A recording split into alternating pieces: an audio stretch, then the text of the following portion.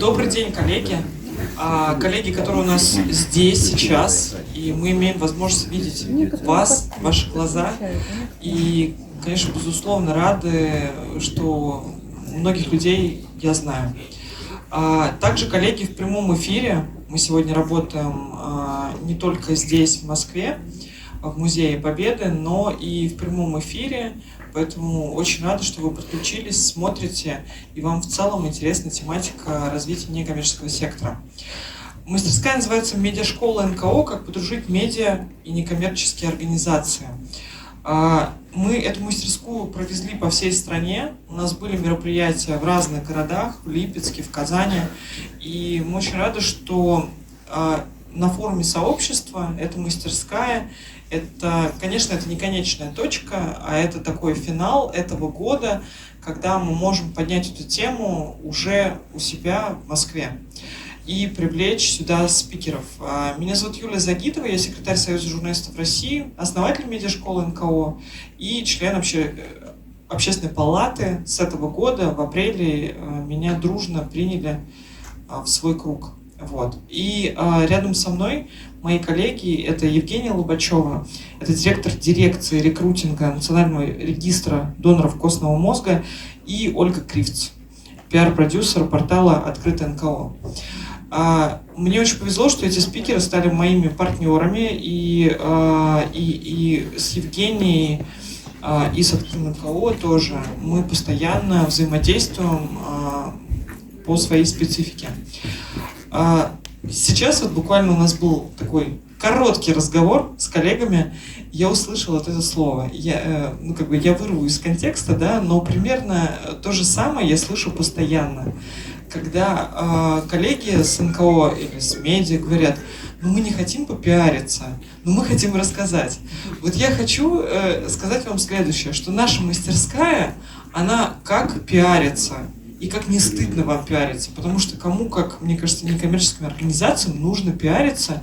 И мне хочется, чтобы все вы понимали, что пиариться это как-то, это не выпячивать свое эго, да, а это просто рассказывать о своей работе. И в целом медиашкола НКО, то есть смысл нашей медиашколы, это как раз повышение медиакомпетенции некоммерческого сектора. Нам хочется, чтобы вы звучали, чтобы не инагенты это делали, а вы звучали, и как бы вы были маркером качества. У нас государство вкладывает огромные ресурсы в то, чтобы некоммерческие организации в России звучали громко, и мы каждый находили свою аудиторию. Примеры могут быть разные, да. Вот сегодня я с коллегами общалась, говорила, что хочу быть сама донором костного мозга. Для меня это важно, и там до конца года я поставлю себе задачу пойти сдать свой биоматериал и включиться вот в эту, как мне кажется, в эту прекрасную компанию людей, которые хотят спасать других людей. Это важно. Или, например, познакомилась также в медиашколе НКО с одной женщиной, у которой прекрасный проект, она развивает, она сама записывает колыбельные для детей. Ну, то есть, я сама, как молодая мама, столкнулась с тем, что колыбельных не так много, и книг хороших не так много. Вот мне, спасибо, коллеги подарили их, но я ее нашла тоже с помощью медиашколы НКО и сама заказала книги своему ребенку, и сейчас перед сном показываю их. И прекрасно. Потому что мне, правда, хочется своему ребенку покупать книги на русском языке, которые нарисованы русскими, то есть россиянами, художниками, которые живут в этой стране, и помогать и поддерживать их. Хотя я знаю прекрасно, что это сложно просто взять и сделать проект, посвященный книжке, да, и найти поддержку среди фондов. Вы все знаете, что фонды смотрят на нас с точки зрения не только идеи, но количественных и качественных показателей.